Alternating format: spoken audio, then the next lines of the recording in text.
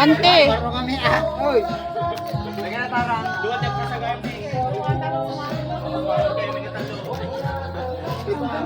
Girl, boy, bakla.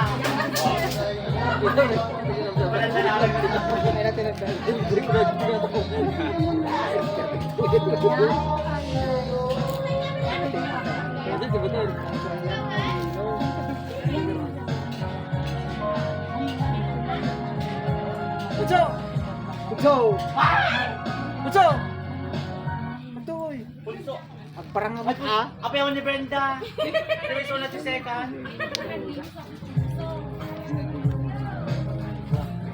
Oh? Wag.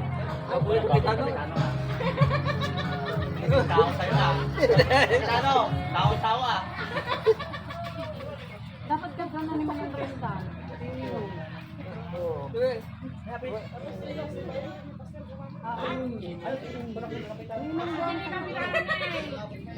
Di balik di Kapitano Motel. Atat ako. Nakasagaran sa ako ng Sinobia Contopia.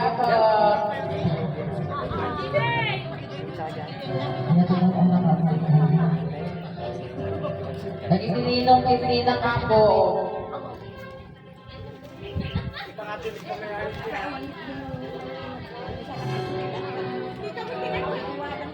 Ano to pinininang sa'yo? Nagkagaroon ako magmarcha tatay Nobio. Ay, pati yung tinina. Yung Nobio paorang magmarcha. Ito na.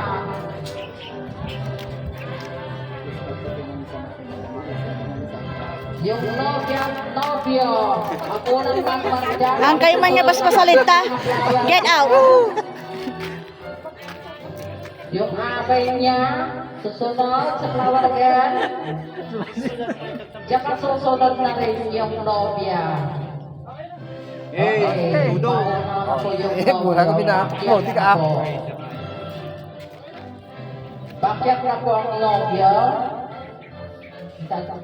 Palanit ay. Nandiyan na po yung nobya. Malakpak! Naggatil-tiol. Pagkutom ah. Wala, nalipatan ng sirap pustiso.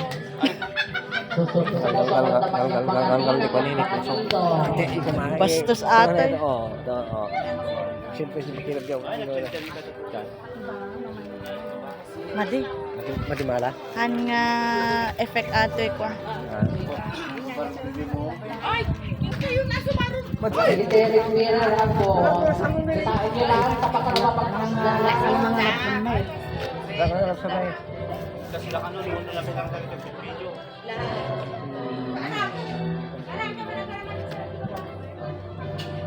Tama, baka may sabi. Tapos, atay nobya ang katagan na. Palabak! Subukan ka. Abi, giwalin natin. Ay, giwalin natin. Kaya hindi matabahan. Hindi ko masama po. Tali ko. Ako talaga kumain. Madya, dodge sangot ti Maysa.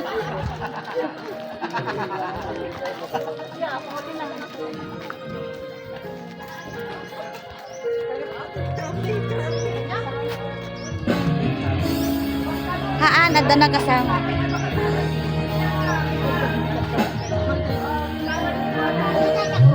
Wala sa inaakala ko, ikaw ang anak ko.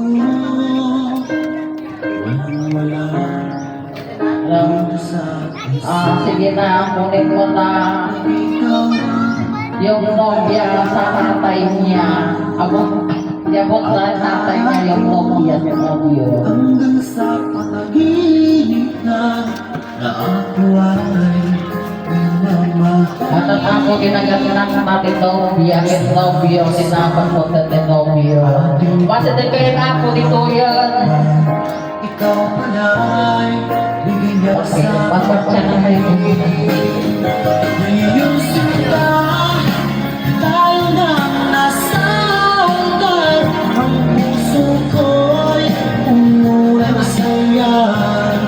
Di ko may walik Nilang kitinong ito'y ako sa kawangan. na Nagitin flower base na kada abay na ijile ay takir. Ang natutunan sa'yo aking sinta, pag-ibig ko'y di magbabago. Maliban na At ako, pisat na yun, kasi yung iyati ka sa siguro.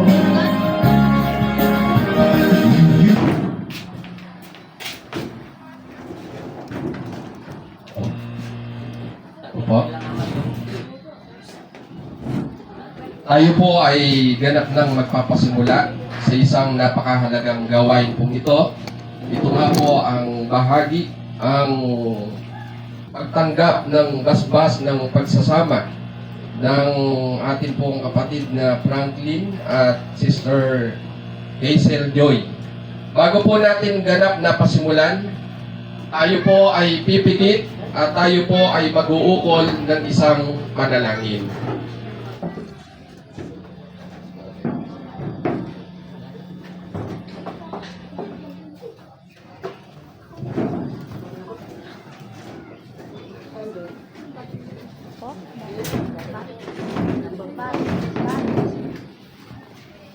Sige po, mananalangin po tayo.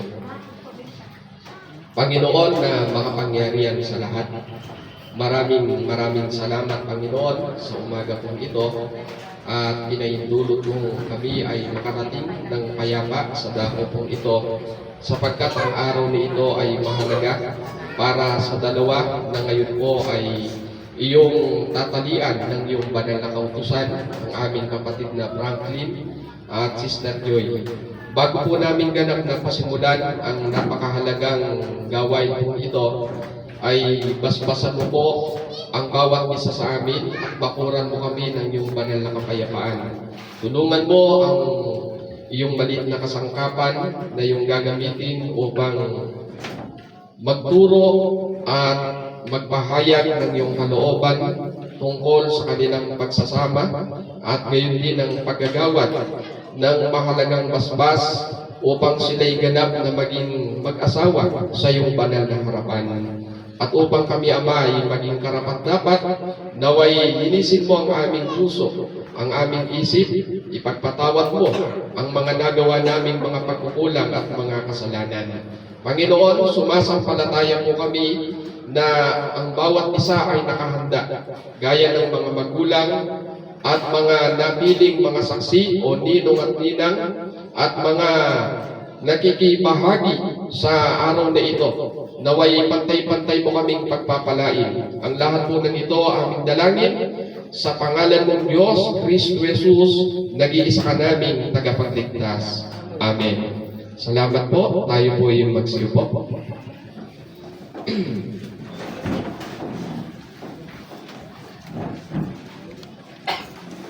Sa bahagi po ito, bago po igawad po sa atin ang isang napakahalaga na basbas ng Panginoon, ay magbibigay po sa atin ang Diyos ng mga aral na magiging guide po natin sa lalo na po kay Brother Franklin at Sister Hazel Joy. Ang aralin po na aking ipaglilingkod may pamagat na ang tipan ng pag-aasawa. Tipan, kasunduan o covenant. Ano po ba ang dakilang dahilan ng Panginoong Diyos kung bakit nilikha o naitatag ang pag-aasawa? At ano ang maigpit na tagbilin sa mag-asawa? Kasi po yung pag-aasawa, ang talagang nagtatagpo niya ng Diyos.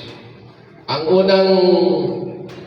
unang ikinasal ng Panginoon sa pakatwid ay binasbasan ng Diyos, walang iba kundi si Adan at Eva. Alam po natin, bago po sila ganap na magsama, binasbasan muna po sila ng Panginoon. Pero ano ba yung layunin? Mababasa po natin sa Malakias 2:15. Di ba kayo'y pinag-isa ng Diyos sa katawan at sa espiritu? Ano ang layon niya? upang magkaroon kayo ng mga supling ng tunay na mga anak ng Diyos. Mag-ingat nga kayo, huwag magtaksil ang sinuman sa inyo sa babaeng pinakasalan ninyo nang kayo'y kabataan pa. Ito po ang dakilang dahilan po ng Panginoong Diyos kung bakit nilikha o naitatag ang pag-aasawa. Upang ang mag-asawa ang maging kasangkapan ng Diyos sa paglikha ng mga anak na makadiyos o makapagtindig o makapagtayo ng pamilyang makadiyos. Kaya ang bilin po ng Panginoon, mag-ingat ang mag-asawa at huwag magtataksil sa asawa. Maging tapat sa isa't isa upang hindi maging broken home o broken family. Yan po ang pagbibili ng Panginoon. Kasi sa Panginoon, mahalaga po ang pag-aasawa. Hindi niya ito itinindig upang sirain ng sinuman. Kaya nga, dumadaan sa ganitong proseso upang maintindihan po ng isang lalaki at ng isang babae na magsasama. Kaya sila pinagsama ng Diyos, kaya sila pinagtagpo ng Diyos. Ang layunin, lumikha ng isang pamilyang makadiyos. Ngayon, ano pong hindi dapat payagang mangyari ng mag-asawa sa isa't isa? Sa Kawikaan 2:17, siya ang babaeng lumilihis sa magandang asal, nagtaksil sa asawa niya, sumira sa kanyang tipan. Ayon po sa mga banal na kasulatan, ang hindi po dapat payagang mangyari ng mag-asawa sa isa't isa. Ito nga po yung pagtataksil o ang pagsira sa tipan o kasunduan o covenant. Huwag pong payagan po, Brother Franklin, Sister Hazel Joy, na kayo po'y maging covenant breaker. Dapat ay maging covenant keeper. Tagapag-ingat. Ingatan niyo po, ito po gagawin po ng Diyos sa inyo na kung sana'y tatalian kayo ng Panginoon ng kanyang banal na katwiran. Kaya marami po kayong pagdadaanan na pwedeng sumubok sa inyo pong pagsasama. Pero ingatan po natin maging tapat sa isa't isa. Ingatan natin, ito'y hindi gawa ng tao, kundi Diyos ang gumagawa po nito sa atin. Ako, naniniwala po ako, sabi nga ni Brother Franklin, Diyos ang nagbigay. Hindi po ba? Kung Diyos ang nagbigay sa inyo sa isa't isa, ingatan po natin yun. Ano po? Pinagtagpo kayo ng Panginoon, ingatan po natin yun. Huwag nating payagang dumating ang panahon na masira o mabigo ang Panginoon sa atin. Kung magkagayon, hanggang sa lumahangga o umiira lang tipan ng mag-asawa. Ayon po sa Roma 7:1 hanggang 2, o hindi ba ninyo nalalaman, mga kapatid, sapagkat ako'y nagsasalita sa mga nakakaalam ng kautusan, na ang kautusan ay umiiral lamang sa tao habang siya'y nabubuhay pa, sapagkat ang asawang babae ay itinali ng kautusan sa asawang lalaki habang ito ay nabubuhay. Ngunit kung mamatay ang asawang lalaki, siya ay nakalagan na sa kautusan ng asawang lalaki. Ang tanong po, hanggang sa lumaangga po itong tipan ng mag-asawa. Ayon sa nabasa po natin, umiiral ang bisa nito habang buhay. Sabi nga lifetime contract. Habang buhay. Panghabang buhay na relasyon, ngunit kung mamamatay na ang isa, ay malaya na, kaya may kasabihang ang pag-aasawa ay hindi parang kaning isusubo at pag napasok ay maaaring iluwa. Yan ay madalas po natin naririnig. Di po ba? At yan ay pinapayo din ng mga matatanda doon sa mga nasa kabataan bago pumasok sa pakikipagrelasyon. Hindi, ibig sabihin, hindi po biro sa ibang salita. Pero sinasabi ng Panginoon ang bagay na ito sa atin dahil sa panahon po kasi na ito, hindi na po ganun pinapahalagahan ng maraming tao.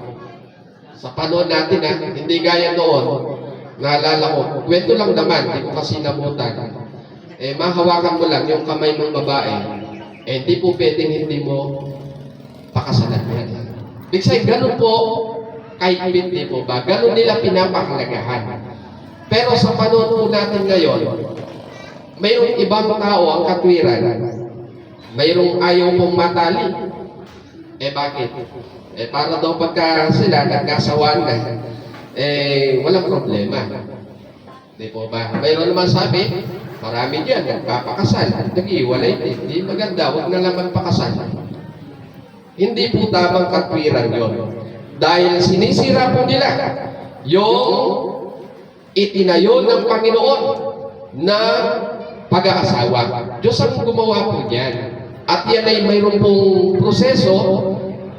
Ang pag-aasawa ay tinatalian ng Panginoon ng kanyang kautusan. At yan ay iiral habang nabubuhay ang isa't isa. Kung dumating po ang panahon ng pagsubok at mga suliranin, pinahihintulutan ba ng Diyos ang mag-asawa na magpasya na maghiwalay? Ayon po sa Mateo 19:3-8, sabi ng Panginoon, may mga Paraseong lumapit sa kanya at tinangkang siluin siya sa pamamagitan ng tanong na ito. Naaayon ba sa kautusan na hiwalayan ng lalaki ang kanyang asawa sa kahit anong kadahilanan? Sumagot si Jesus, Hindi pa ba ninyo nababasa sa kasulatan na sa pasimulay nilalang sila ng may kapal, lalaki at babae? At sinabi, dahil dito, iiwan ng lalaki ang kanyang ama at ina at magsasama sila ng kanyang asawa at sila'y magiging isa. Kaya hindi na sila dalawa, kundi isa. Ang pinagsama ng Diyos ay huwag paghiwalayin ng tao. Tinanong siya ng mga Pariseo, bakit iniutos ni Moises na bigyan ng lalaki ang kanyang asawa ng kasulatan sa paghiwalay bago hiwalayan iyon? Sumagot si Jesus, dahil sa katigasan ng inyong ulo, kaya ipinahintulot ni Moises na hiwalayan ninyo ang inyong asawa, subalit hindi gayon sa pasimula. Kung napansin po natin itong tagang ito, nagtanong po kasi yung mga Pariseo. Kasi gusto po nilang parang sumisilip ng butas ang mga Pariseo sa Panginoong Kristo Jesus. Tungkol sa pagiging sagot niya, tungkol sa dapat mayroon bang dahilan para hiwalayan niya ang kanyang asawa. Kasi ginamit nga yung panahon ni Moises, mayroong nangyari po.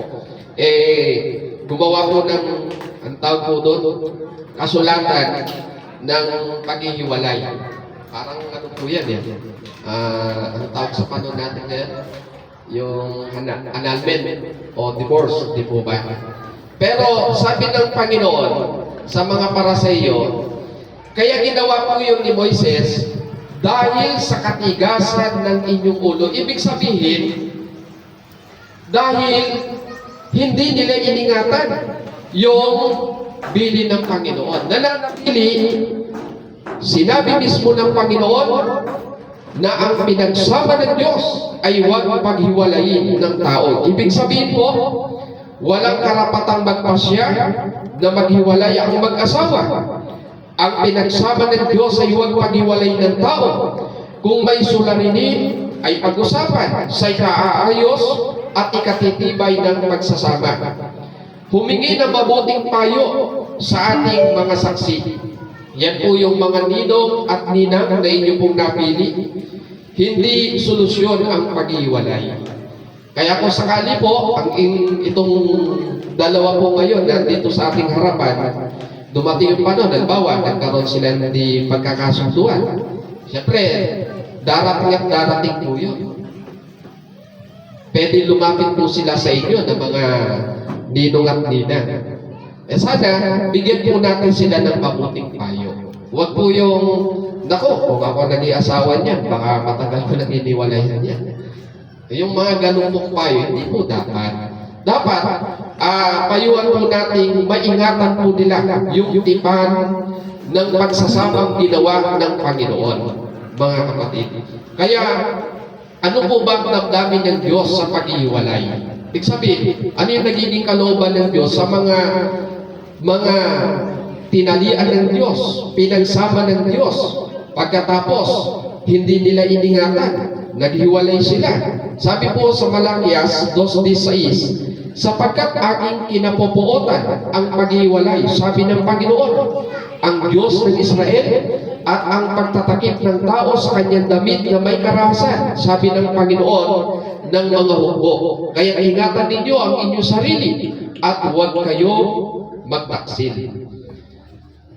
Sa isang paliwanag po, ang nakasulat po yung salitang kinapupuotan ng paghiwalay, kinamumuhian po ang diborsyo. Sa salin po na English, I hate divorce, says the Lord God of Israel. Yan po ang damdamin. Yan po yung kalooban ng Panginoon tungkol sa paghihiwalay. Kinapupuotan ng Panginoon. Ayaw na ayaw ng Panginoon. Kaya kung mayroong una na nagagalit o pwedeng magalit, ang Diyos po yun. Kasi siya yung nagtatali, mga kapatid. Kaya ano po ang dapat na gawin ng mag-asawa upang maingatan ang tipan ng pag-asawa? Kawikaan 5:15 hanggang 18. Ang dapat ay maging tapat sa asawang minamahal, at ang tangi mong pag-ibig iukol sa kanya lamang. Kaya nga mahalin mo ang kabiyak ng iyong buhay, ang ligaya ay lasapin sa mabango niyang kandungan. Ito po ang dapat gawin ng mag-asawa. Una po, dapat na maging tapat sa asawang minamahal. Yun ang isang napakahalaga po, yung pagiging tapat. Sana po, ang pagiging tapat sa ginhawa o sa panahon na kayo po ay nasa lugmok na kalagayan, manatili pong tapat. Mayroon pong isang kwento, mayroon pong parang seminar nangyari ng mga mag-aasawa. Sabi nung pinaka-coach, yung nagseseminar, huwag kayo ng dalawang papel na blanco. Yung isang papel, sulat nyo dyan, lahat, bakit mo ba nagustuhan yung asawa mo? Ano yung dahilan? Sulat nyo lahat. Tapos sa isang papel naman, sulat nyo naman, ano yung ayaw mo sa asawa mo? Siyempre, pag nagsama na kasi yan, isang taon, 2 taon, doon mo makikilala o doon kayo magkakakilala sa isa't isa. Hindi po ba? Kasi pagkabago pa lang halimbawa, yung si lalaki, alam ka naman manligaw siya, ipakita niya yung totoong kulay. Hindi siya sasagutin. Ganon din naman sa babae. Hindi po ba? Nakuha niyo po yung ibig ko sabihin. Kaya minsan, after ng kasal, ayan na, unti-unti nang lumilitaw yung mga kung ano talaga ang kulay, sabi nga, di po ba? Ako po, sabi nung kung alam ko lang, na ganyan ka, kita pinakasalan. O, di po ba? Ngayon, sabi nung nagseseminar, sige, pakipasa na po yung inyo mga naisulat. May napansin siyang mag-asawa, yung isang papel, blanco, yung isang papel, may sulat. Yung blanco po, yung mga bagay na hindi niya gusto sa kanya asawa.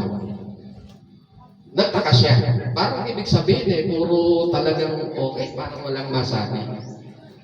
Sabi nung kasawang lalaki, kung ano man siya, at anong mayroon siya, at anong ugaling mayroon siya, tinanggap ko siya. Hindi dahil sa maganda siya, kundi tinanggap ko kahit yung tila may pangit man siyang ugali, tinanggap ko yun.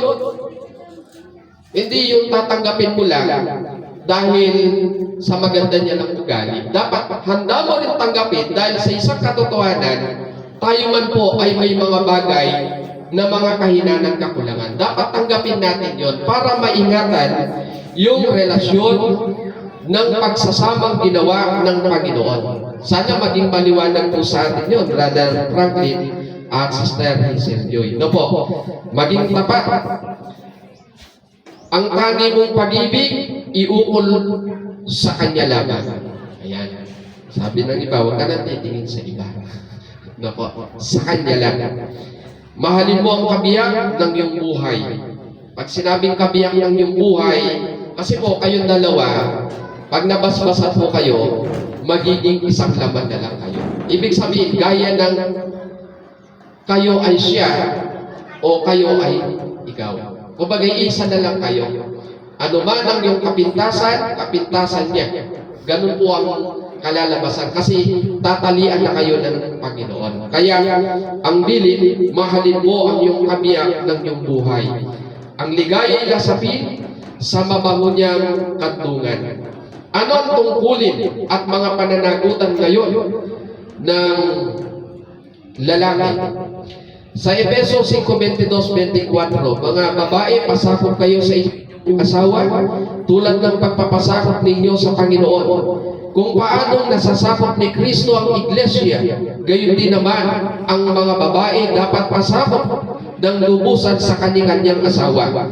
Kayo namang mga babae, pasakop kayo sa inyong asawa, at kung mayroon sa kanila na hindi pa naniniwala sa salita ng Diyos, mahikayat din silang sumampalataya dahil sa inyong magandang asal. Kahit hindi na kayo magpaliwanag pa sa kanila, sapat nang makita nila ang inyong makadiyos at malinis na pamumuhay. Ang inyong ganda ay huwag maging panlabas, tulad ng pag-aayos ng buhok at pagsusuot ng mga gintong alahas at mamahaling damit. Sa halip, pagyamanin ninyo ang kagandahang nakatago sa puso, ang kagandahang walang kupas, na likha ng maamo at mapayapang diwa, na lubhang mahalaga sa mata ng Diyos. Iyan ang kagandahang ipinakita ng mga banal na babaeng umasa sa Diyos noong unang panahon. Sila'y nagpasakop sa kanila mga asawa. Ito po yung tungkulin po ng isa't isa. Una, ang asawang babae magpasakop ng lubusan sa asawa. Kasi siya po yung magiging puno ng sambahayan o padre di pamilya. No po. Kaya magpapasakop po kayo. Ngayon, hindi naman po sinasabing hindi na kayo pwedeng mag-suggest. Hindi naman po sinasabi. Bagamat yung pong pagpapasya, nasa lalaki po talaga. Lalaki po ang nagpapasya sa loob po ng bahay. Ang babae, pwede siyang mag-suggest. Ngayon, yung lalaki dapat handang makinig naman. Hindi yung, porque lalaki ka, basta kung ano sinabi ko, yun lang. Hindi po. Dapat open ka rin. Pakinggan mo rin, baka may maganda siyang suggest na yun naman ang dapat ninyong pagtulungan gawin. Pero still, nananatili po, lalaki po ang siyang pangulo ng tahanan. No po. Kaya yun po yung tungkulin. Kaya bantayang mabuti, alagang mabuti ang pagsasama po ninyo. Tandaan niyo po, ang kasal, itinulan po yan sa isang anong tawag po doon yung yung shotting glass, yung kupita po ba yun? Ganun po yung ating asawa, ingatan natin. Hindi po ba yung kupita po ba tawag doon? Yung may tangkay? No po. Napakagandang tingnan. Pero wag po yan, oras na bitawan nyo yan, basag ka agad. Ganun din po ang pagsasamang ito, ingatan po natin. Huwag natin bigyan ng lamang, huwag natin bigyan ng pagkakataon para masira ng mga nangyayari sa ating pong mga paligid. Kaya, maging magalang ang kilos, hindi palabintangin o mapanghinala, hindi mahilig sa maraming alak o lasinggera, maging guro ng kabutihan, mapagmahal sa asawa at sa mga magiging mga anak, magpakainahon, magpakalinis, magpakasipag sa bahay, magandang loob upang hindi malapastanganan ang salita ng Diyos. Yan po yung mga ugali na kailan taglay po ng isang babae. No po. Di naman po sinabi bawal uminom, no? Huwag lang maging lasing. Bawa na, gabi na, di pa nakakawin, nandun pala sa daan, susuray-suray. Di magandang tingnan po yun. No po. Kaya ano naman ang tungkulin at mga pananagutan ngayon ng lalaki na ikinakasal o pagsasamay ng Panginoon. Sapagkat ang lalaki ay pangulo ng kanyang asawa, gaya naman ni Kristo na pangulo ng iglesia, na siya rin ang tagapagligtas ng katawan. Ang lalaki po, maliwanag ang sabi, pangulo ng asawa, tagapangasiwa ng asawa at mga anak, tulad ng Panginoong Kristo Jesus, siya rin ang tagapagligtas ng kanyang pamilya. Kaya hindi po dapat na, anong tawag po ba ron yung under Messiah? Na po. Meron po kasi yung iba, talagang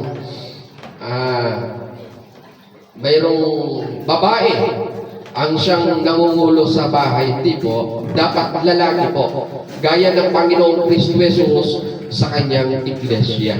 Kaya, ibigin at mahalin ang asawa tulad ng pagmamahal sa ating sariling katawan.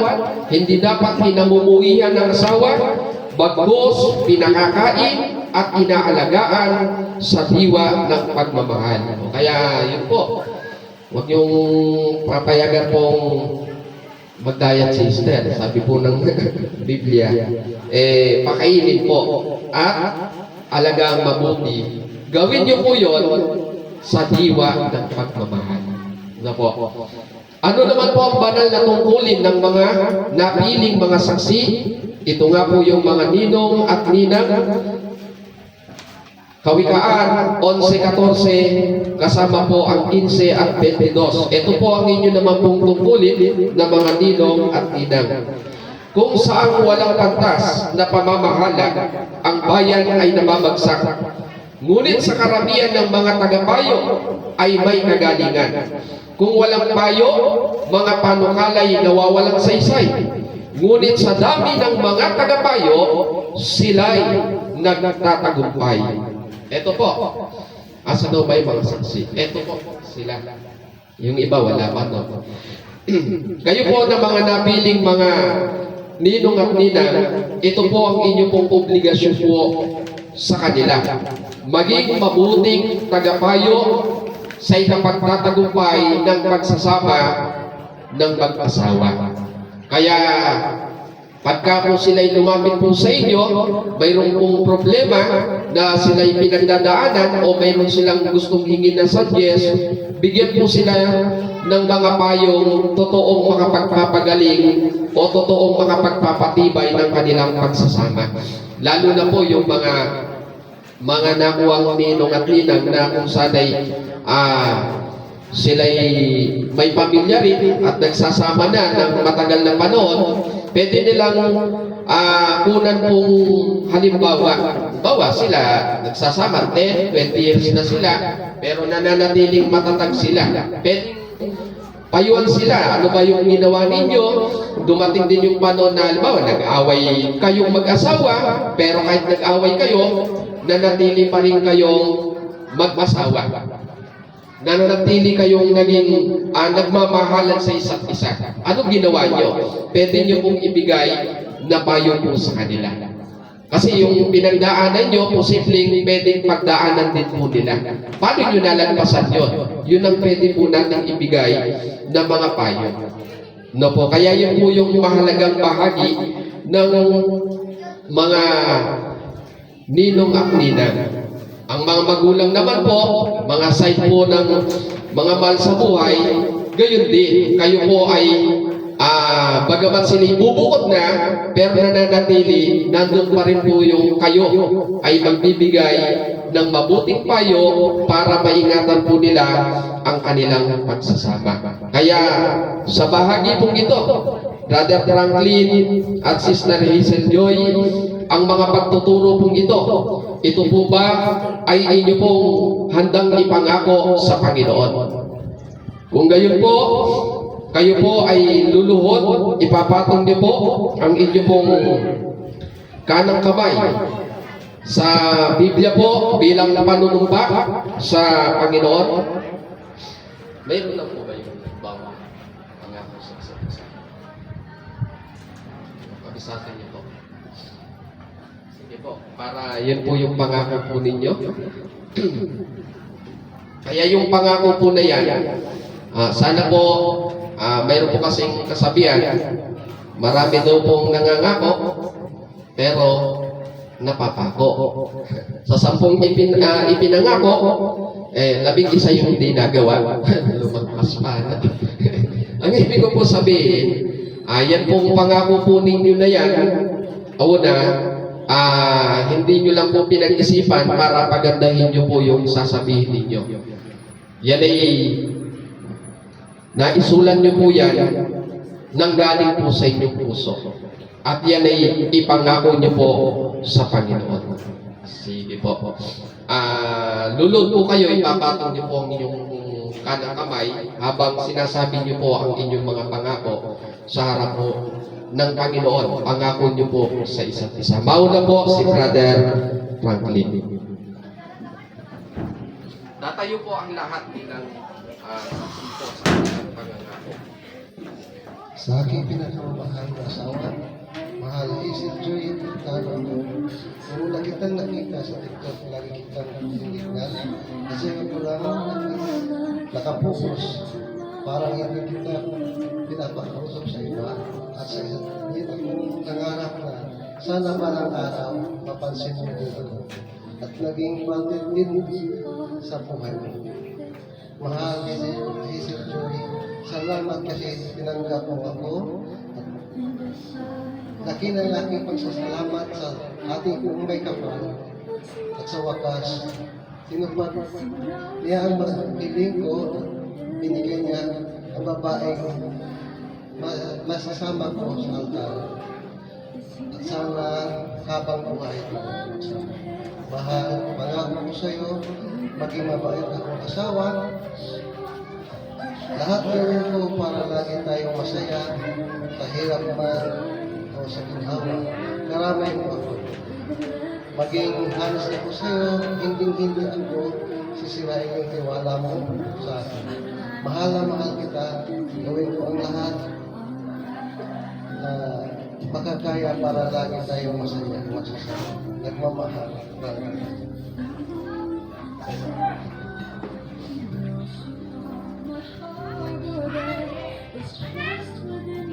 Mahal ko, Franklin Flores, una sa lahat ako'y nagpapasalamat sa ating kung may lumikha sa atin sa palaging paggabay na sa akin.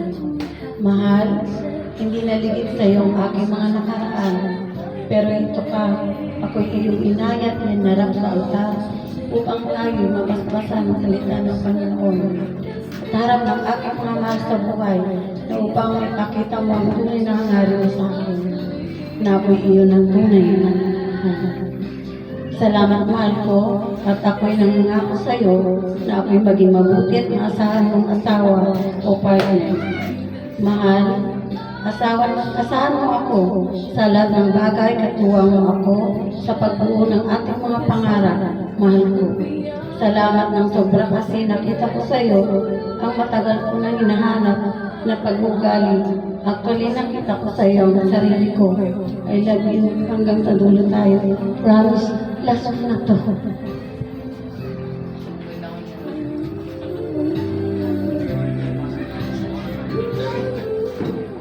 Pwede na po kayo po. Yung pong singsing. Nicole. Okay.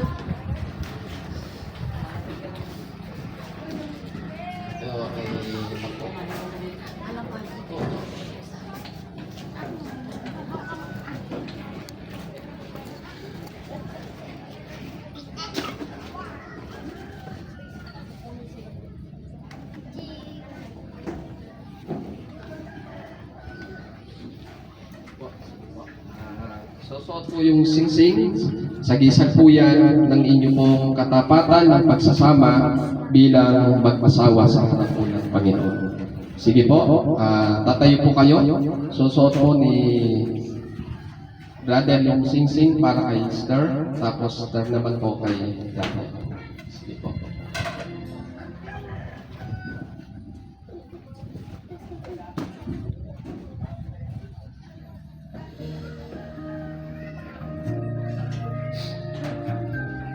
Sige po.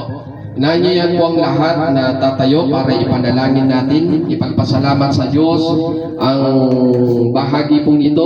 Pagkatapos po ng panalangin, ang huling awit at tatanggapin po nila ang mahalagang basbas, ang basbas ng pagsasama para kay Brother Franklin at Sister Hazel Joy. Tayo po ay magsipikit. Panginoon na makapangyarihan sa lahat, maraming salamat. Una, tinuruan mo kami ng iyong mga banal na kalooban.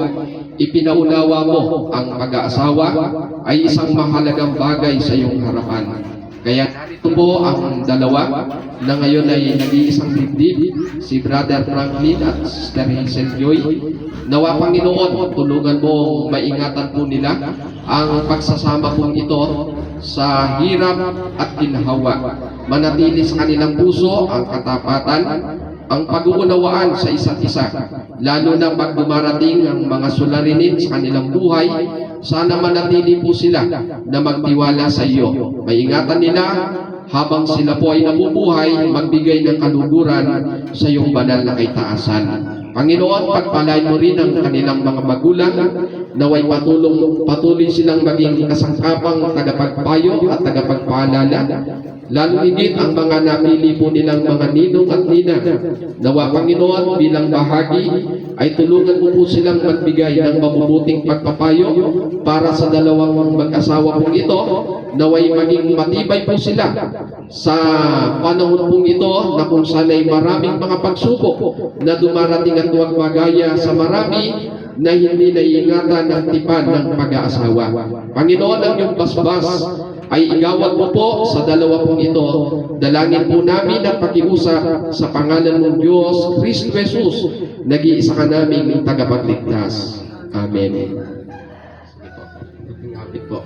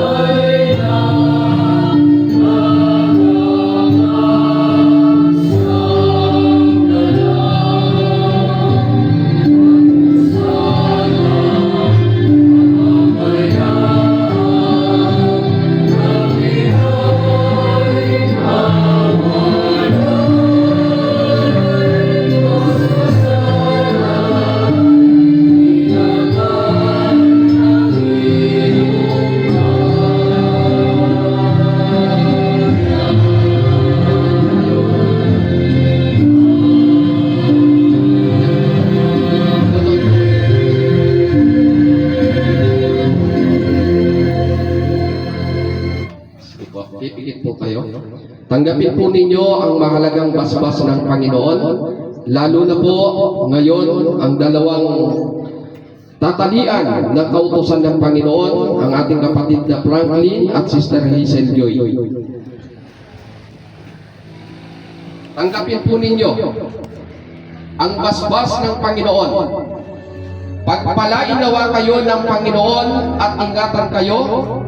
Paliwanagin nawa ng Panginoon ang kanyang mukha sa inyo at mahabag sa inyo. Ilingap nawa ng Panginoon ang kanyang mukha sa inyo at bigyan kayo ng kapayapaan.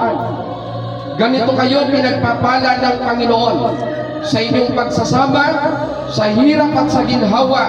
Manatili ang katapatan ng puso mula ngayon at magpakailanman.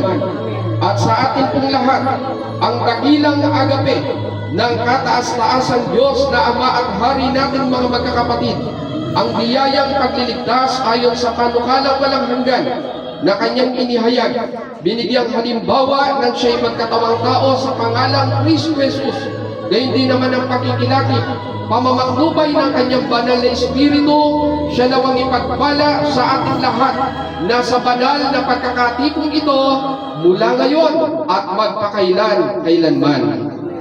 Salamat po. Pwede na po kayong tumayo. At sa bahagi po naman po ito ay ang paggagawad po ng halik.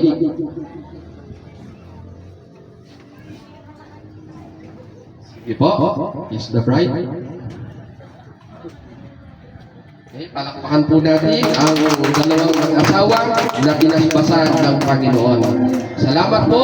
Pwede na po tayong magkaroon ng munting picture taking po. Bilang alaala ng araw na itinakda ng Diyos para kay Brother Franklin at Sister Hazel Joy. Salamat po. Pagpalay po. Yo. Dala po yan. Hindi na kasi kasama ko sa pero ingatan yun po yan.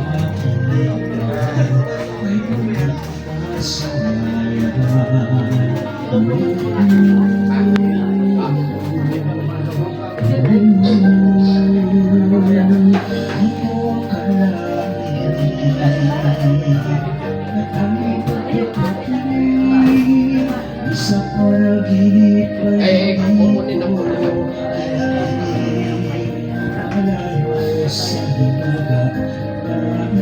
Kung nga lang wala kasi mga pangalan. Sulat na lang ang pangalan. Tapos, pipirma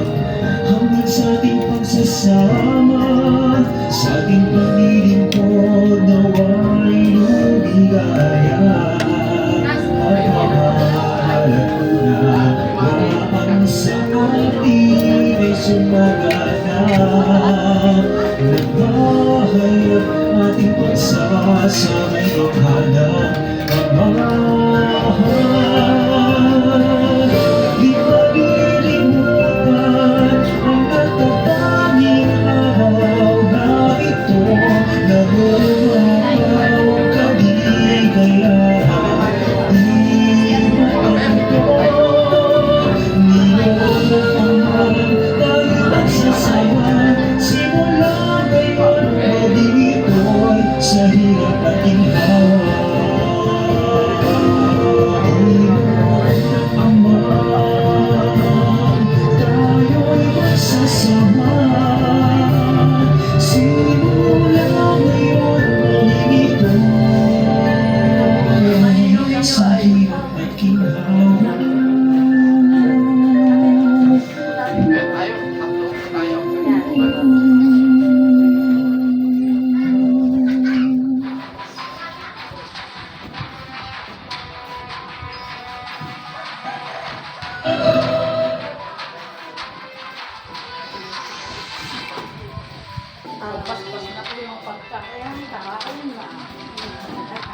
Happy birthday, pareho. Happy birthday po. May birthday po pala rito. Kasabay po ng ano.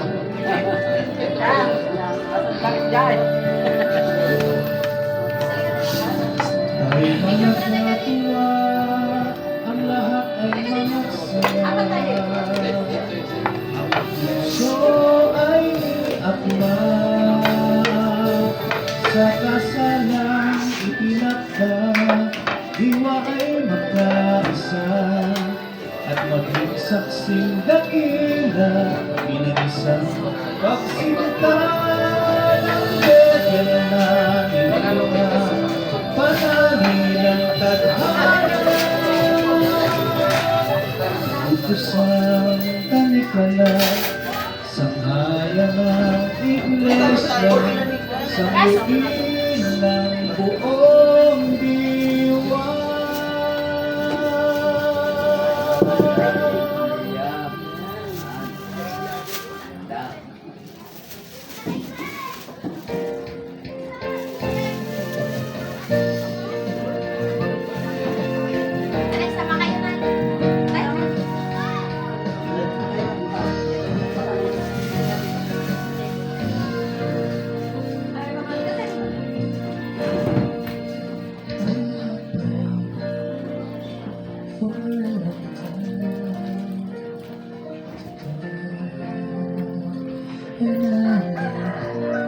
For the right time to come, what a nice surprise, unexpectedly. You came along the road, His ways were extraordinary. He made our paths cross. Every day, for giving it to me.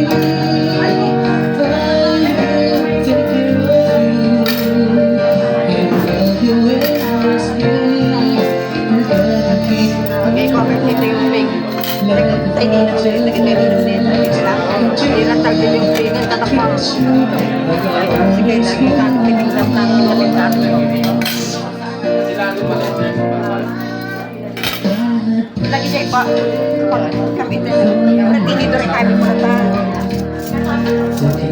ini dari kami sudah sembuh. For the right one to come, what a nice surprise, unexpectedly. You came along the road, His ways were extraordinary. He made our paths cross.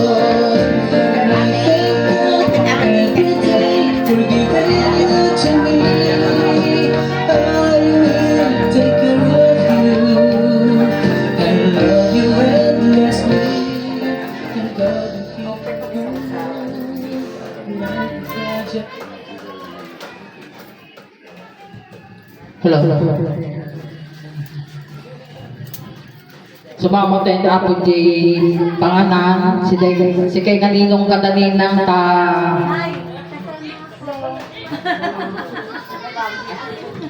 Ay daw atik man kayang apo, hindi kuha.